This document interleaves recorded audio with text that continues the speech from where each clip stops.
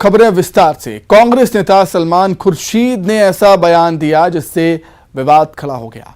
खुर्शीद ने राहुल गांधी की तुलना भगवान राम से की और कांग्रेस कार्यकर्ताओं को भरत बताया। खुर्शीद ने कहा कि भगवान राम की खड़ाऊ बहुत दूर तक जाती हैं। कभी कभी जब राम जी नहीं पहुंच पाते तो भरत खड़ाऊ लेकर जगह जगह जाते हैं। उधर सलमान खुर्शीद के बयान पर सियासी कोहराम मचा हुआ है। गृहमंत्री नरोत्तम मिश्रा ने उनके बयान को चाटुकारिता की पराकाष्ठा बता दिया।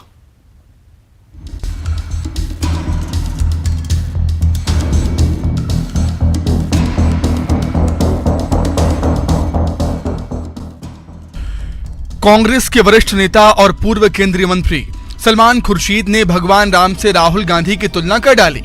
राहुल गांधी की भारत जोड़ो यात्रा के उत्तर प्रदेश में व्यापक रूप से न आने के सवाल पर खुर्शीद ने कहा कि भगवान राम हर जगह नहीं जा सकते, जबकि उनकी खड़ाऊ बहुत दूर तक जाती है। उनकी खड़ाऊ लेकर हम चल रहे हैं। खड़ाऊ उत्तर प्रदेश आ चुकी है तो राम जी भी आ ही जाएंगे। खुर्शीद यहीं नहीं रुके, उन्होंने ये भी कहा कि राहुल गांधी एक योगी की तरह तपस्या कर रहे हैं। उन्होंने कहा कि राहुल गांधी की क्षमता सीमित नहीं है, वो सुपर ह्यूमन है। कड़ाके की सर्दी में टी शर्ट पहने निकलते हैं।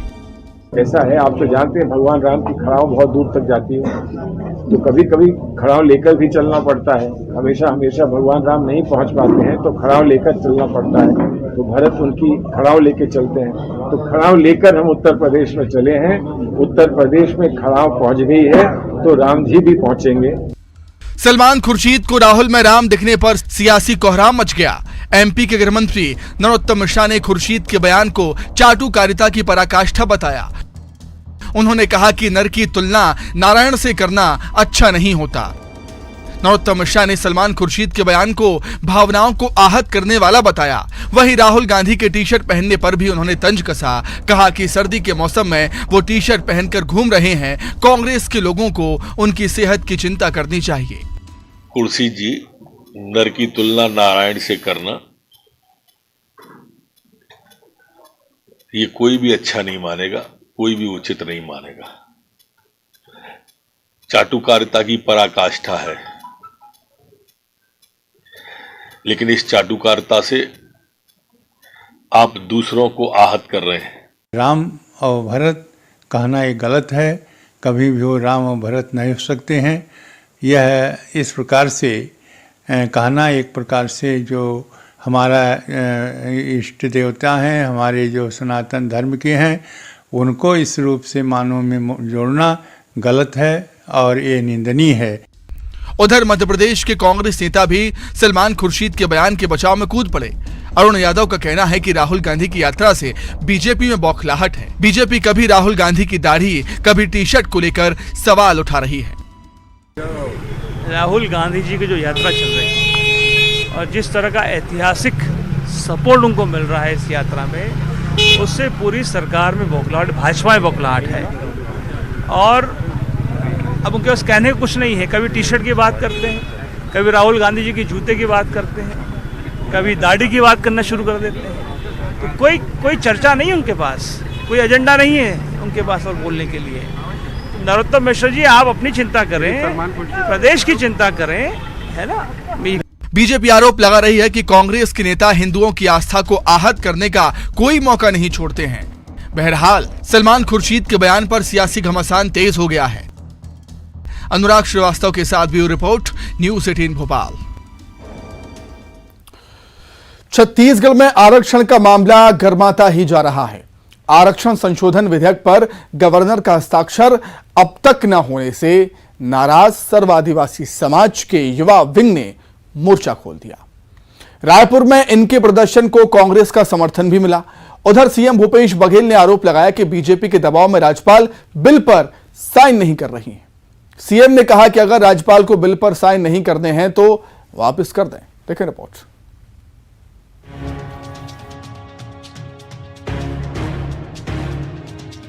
छत्तीसगढ़ में आरक्षण संशोधन विधेयक पर घमासान तेज होता जा रहा है। अब तक सिर्फ राज्य सरकार और राजभवन के बीच बिल पर साइन को लेकर रसाकशी थी, लेकिन अब सर्व आदिवासी समाज ने भी राजभवन के खिलाफ मोर्चा खोल दिया है। रायपुर में सर्व आदिवासी समाज के युवा विंग ने बिल पर गवर्नर के साइन की मांग को लेकर धरना प्रदर्शन शुरू कर दिया है। आदिवासियों के इस प्रदर्शन को कांग्रेस का भी पूरा सपोर्ट है। आदिवासी नेता और आबकारी मंत्री कवासी लखमा ने धरना स्थल पर पहुंचकर अपना समर्थन जताया। लखमा ने कहा कि पहले मैं आदिवासी हूं, फिर कांग्रेसी। लखमा ने बीजेपी पर आदिवासियों को कुचलने का आरोप लगाया और कहा कि आखिरी सांस तक आदिवासियों की लड़ाई लड़ूंगा। हम पहले आदिवासी है, बाद में कांग्रेसी, बाद में मंत्री।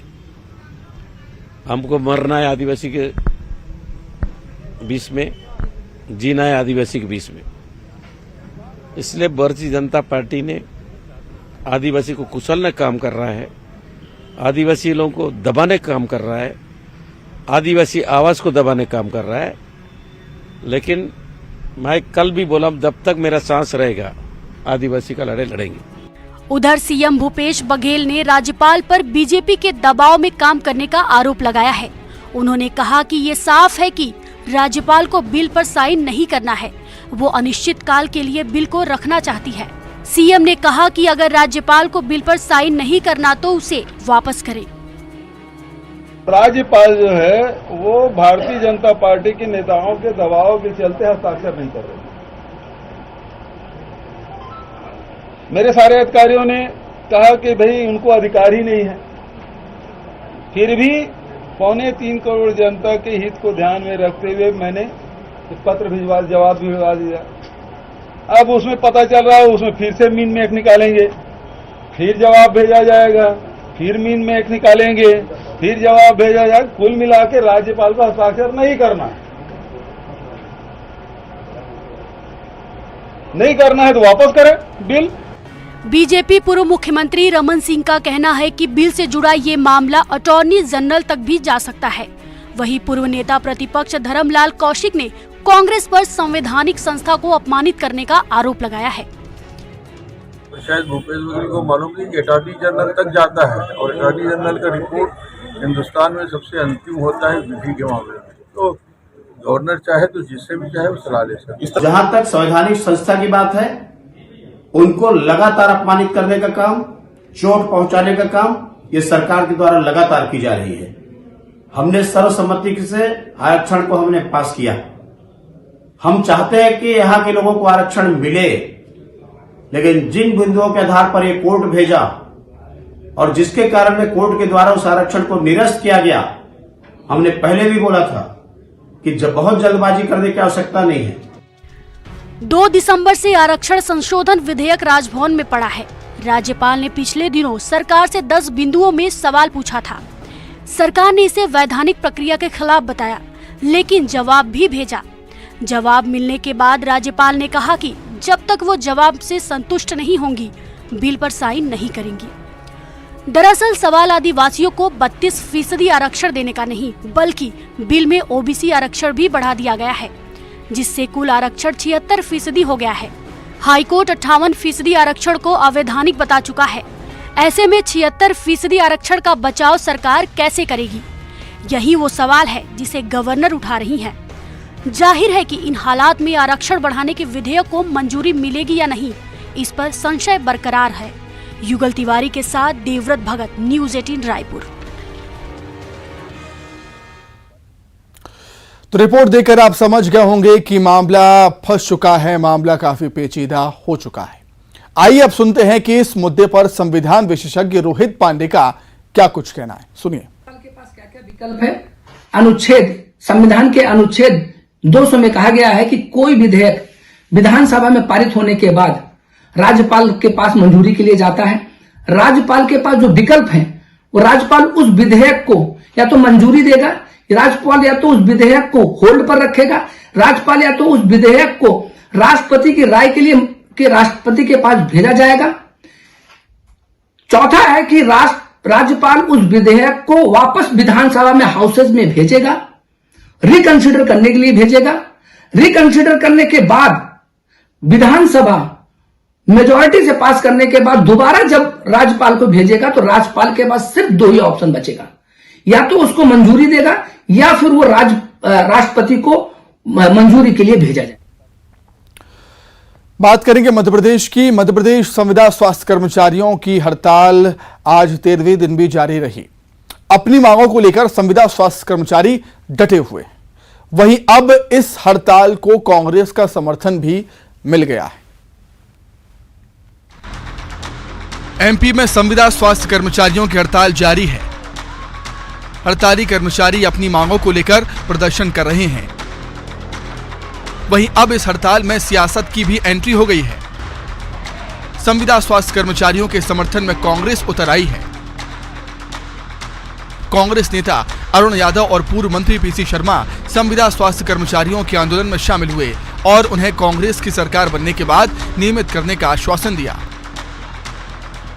देखिए, मैंने अभी कहा, पीसी भाई ने आपको ब्रीफ किया है कि ये झूठी सरकार है और शिवराज मामा हर बार सत्ता में आने से पहले बहुत सारे वादे करते हैं प्रदेश की जनता से, लेकिन पूर्ण नहीं करते उनके। ये हमारे स्वास्थ्य कर्मचारी पिछले 12-13 दिनों से संघर्ष कर रहे हैं, सरकार से बात करना चाहते हैं, अपनी मांगों को लेकर चर्चा करना चाहते हैं। चर्चा तो दूर रही, इनके खिलाफ कार्रवाई होती है, जेल भेजा जाता है, डंडे मारे जाते हैं। तो हम ये डिमांड करते हैं, सरकार से भी कहना चाहते हैं, इनके बिहार पर कहना चाहते हैं कि सरकार इनकी सुने, इनकी मांगों पूर्ण करे। सर, यदि नहीं सुना जाता तो आगे क्या? देखिए, हम तो इनके साथ में खड़े और हमने कहा है कि हम 2023 में जब सरकार में आएंगे, संपूर्ण मध्य प्रदेश के कर्मचारी जो संविदा पर है उनको रेगुलर करने का काम हम करेंगे। वहीं स्वास्थ्य मंत्री प्रभुराम चौधरी ने संविदा स्वास्थ्य कर्मचारियों से आंदोलन को खत्म करने की अपील की। स्वास्थ्य मंत्री ने कहा कि सरकार हड़ताली कर्मचारियों से चर्चा के लिए पूरी तरह से तैयार है। सरकार गंभीरता से उनकी सभी मांगों पर विचार कर रही है। मैंने संविदा कर्मचारियों के पदाधिकारियों को बुला के भी बात की थी बल्लभ भवन में, और हमारे जो अधिकारी हैं वो भी बात कर रहे हैं, उनसे अनुरोध कर रहे हैं कि भाई आप अपनी हड़ताल को वापस लें और जो उनकी समस्याएं हैं उनका पूरा परीक्षण जो परीक्षण कराएंगे, जो भी संभव होंगी उनको हम लोग करेंगे। सर, नियमितीकरण की उनकी प्रमुख मांग है, उसको लेकर कोई सहमति बन रही है क्या? सरकार कोई तैयारी कर रही है क्या? कोई वित्त विभाग से चर्चा हुई हो आपकी? नहीं, उसमें अभी देखिए थोड़ा सा एकदम एक दिन में तो सारा काम नहीं हो जाता। उनसे कहा है कि आप अपनी जो हड़ताल है उसको वापस लें, उस पर उनकी समस्याओं पर हम पूरा विचार करेंगे। मध्य प्रदेश में संविदा स्वास्थ्य कर्मचारी स्थायी नौकरी के लिए और कई मांगों को लेकर हड़ताल पर है और चुनावी साल में उन्होंने सरकार से बड़ी उम्मीदें लगा रखी हैं। अनुराग श्रीवास्तव के साथ bureau report, news 18 Madhya Pradesh Bhopal. Corona की चौथी लहर की आशंका के बीच इससे निपटने की तैयारियों का जायजा लेने के लिए देश भर के साथ साथ एमपी के सरकारी अस्पतालों में मॉक ड्रिल किया गया, जिसमें यह परखा गया कि अस्पतालों में कोरोना से निपटने के इंतजाम कैसे हैं। आप भी देखें।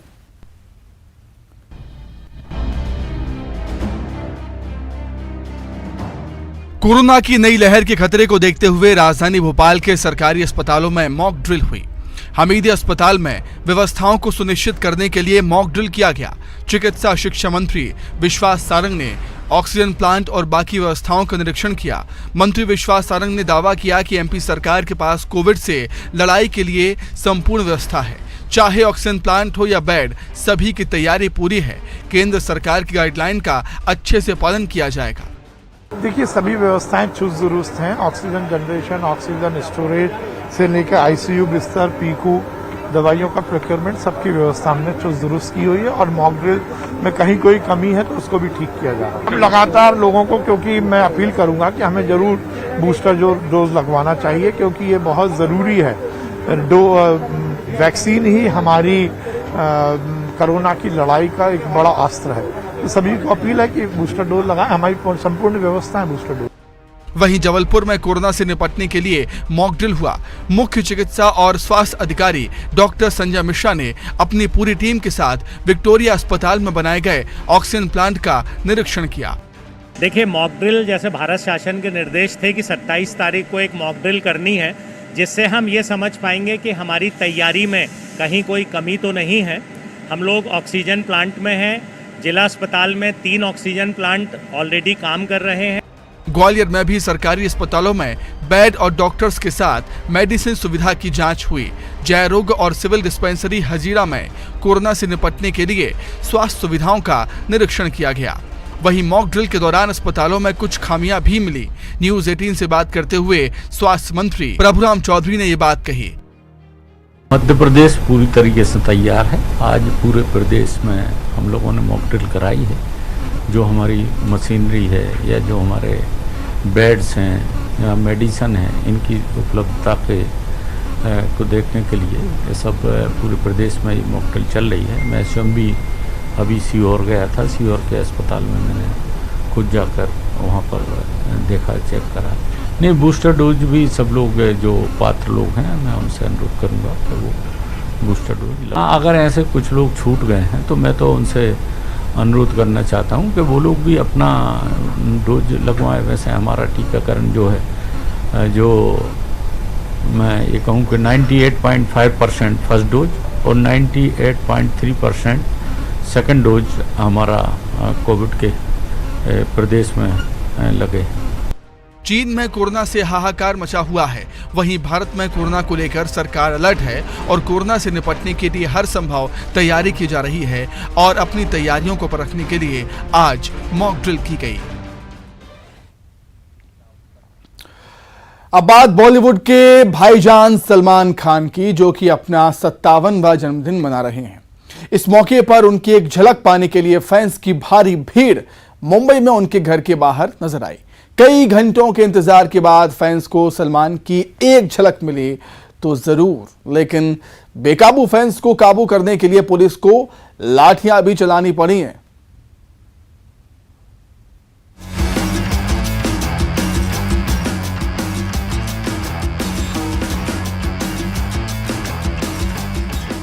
बॉलीवुड के भाईजान यानी सलमान खान अपना 57वां बर्थडे सेलिब्रेट कर रहे हैं। इस खास मौके पर उन्हें बॉलीवुड से लेकर टीवी तक के सितारे विश कर रहे हैं। वहीं फैंस भी लगातार भाईजान पर प्यार लुटा रहे हैं। जन्मदिन के मौके पर सलमान खान ने अपने घर की बालकनी में आकर फैंस को झलक दिखाई। एक्टर अपने गैलेक्सी अपार्टमेंट की बालकनी में आए और हाथ हिलाकर फैंस का अभिवादन किया। इस बीच एक वीडियो सामने आया जिसे देख सभी के होश उड़ गए। सुपरस्टार सलमान खान की एक झलक पाने के लिए घंटों इंतजार कर रहे दबंग खान के फैंस पर पुलिस ने जमकर लाठियां भांजी। गैलेक्सी अपार्टमेंट के बाहर सलमान खान के फैंस की भीड़ काफी वक्त से इंतजार कर रही थी। पुलिस बैरिकेड लगाकर उन्हें काबू में करने की कोशिश कर रही थी। हालांकि जब सलमान अपने फ्लैट की बालकनी में आए तो भीड़ बेकाबू हो गई। इसके बाद पुलिस ने लाठियां बरसा दी। सलमान खान के फैंस पर पुलिस के लाठीचार्ज का वीडियो खूब वायरल भी हो रहा है। भीड़ को आउट ऑफ कंट्रोल होता देख पुलिस ने लाठियों से उन पर काबू किया। बॉलीवुड के सुपरस्टार सलमान खान अपना 57वां जन्मदिन मना रहे हैं। हालांकि पुलिस की लाठीचार्ज में अभी तक किसी को गंभीर चोट नहीं आई है। हर साल भाईजान के बर्थडे पर उनके घर के बाहर हजारों लोग उनकी एक झलक देखने को आते हैं। सलमान खान की फैन फॉलोइंग काफी ज्यादा है। उनके फैंस देश में नहीं बल्कि विदेशों में भी मौजूद हैं। Bureau report, news 18 Mumbai. तो इसी के साथ ही फिलहाल इस बुलेटिन में इतना ही। खबरें लगातार जारी है। नमस्कार।